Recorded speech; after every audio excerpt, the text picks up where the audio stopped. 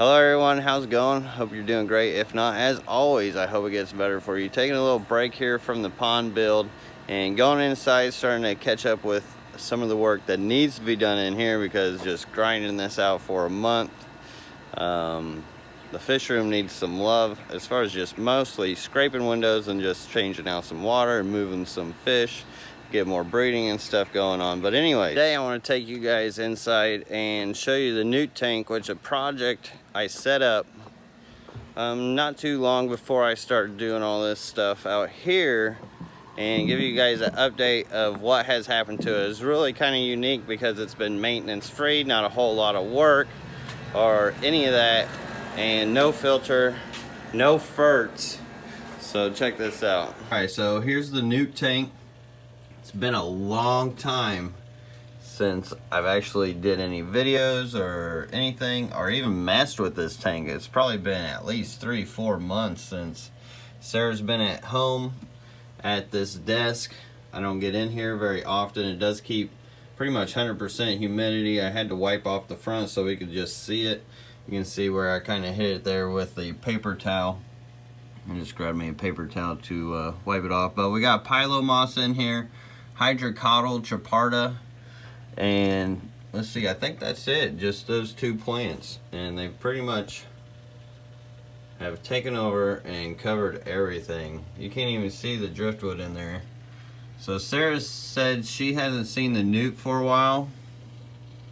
This looked like there may be a little trail here. He could be living in that, hard telling since this is so thick. And the build video is on my YouTube channel. I'll link it in the description below and put it in the comments for you guys. I do have some endlers in here. Looks like some lime green endlers. There's quite a few in here. Let's go ahead and take the top off, get a good view. And as far as size, this is a 20-gallon long. The light is one of those cheap aqua neats you get off of eBay. I always get the blue and white. The full color spectrum doesn't work as well. And then the top is a polycarbonate twin wall. Big reason why I'm doing this video for this tank as well is the fact that you can see here it's getting pretty overgrown, like it's running out of space. And once it starts running out of space, that can leave room for algae to start growing and just imbalances to happen to where it just, like here you can see the Pilomoss is actually dying off. Looks like the Hydrocotyle Chaparda is definitely taking over and winning this tank.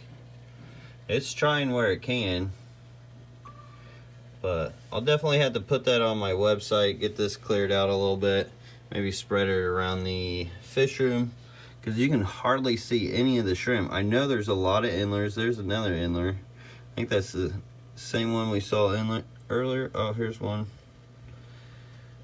Oh yeah, here's the algae. See, it's, and this is what I was talking about right here, since this is the start of it. This hair algae is starting to take over just because there's not enough space for these plants and it needs to be cleared out. And if I don't start clearing it out and take that out, then it can consume this whole tank. It's what happens to most overgrown tanks if they're not taken care of in time. But I think it worked out pretty good, looking pretty good. That pump never came back on. Do have a pump in it. I was going to be running water through it, but it got clogged up early in the game and now it doesn't work. But really, I mean, no filter, no nothing. Throw a little food in there every now and then. That's about it. That is about it.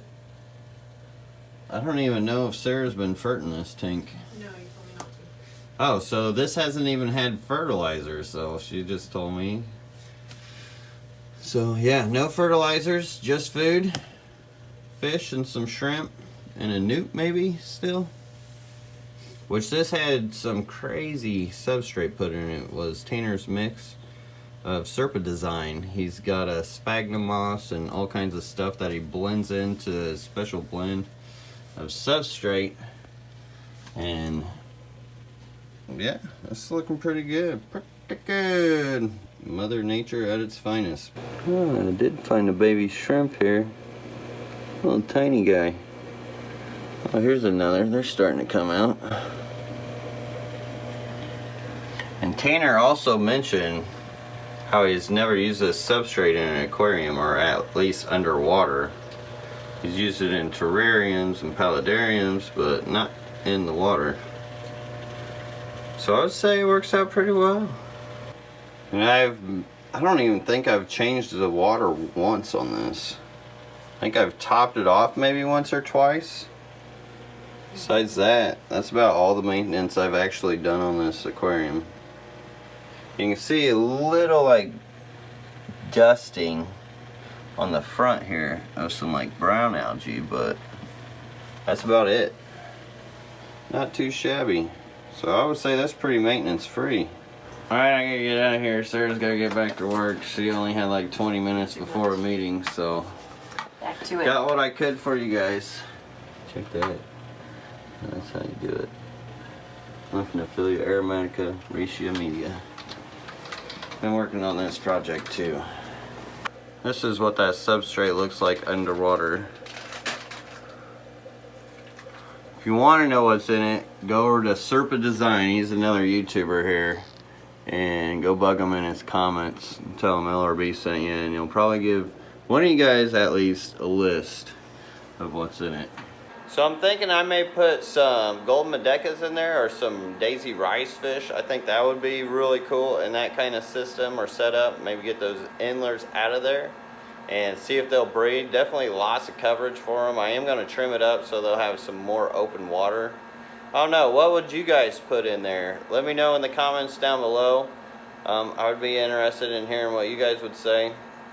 Really, any egg scatterer could probably do really well in there, even with the fry, because the fry can really hide off. But the thing is, once you put that fish in there, they're in there, and they may not be the easiest to catch. So if you did like a celestial pearl dano, those things can dart right into that stuff. You'll never get them. Those endlers, luckily, they're always hungry, so I'll just keep them hungry and then catch them out as they come to want to feed. But yeah, definitely let me know what you guys would do in the comments below. Alright, I hope you guys enjoyed that. I know it's a short clip, kind of a short update. I got a new camera that I'm kind of working with right now too, as well, with the white balance. As you can see here, it's off the chart, but I'm gonna leave it like that. I think it looks kind of cool making it work with me. Anyways, if you like this, smash that like button. That'd be appreciated. And until next time, everybody, peace. Have a great one.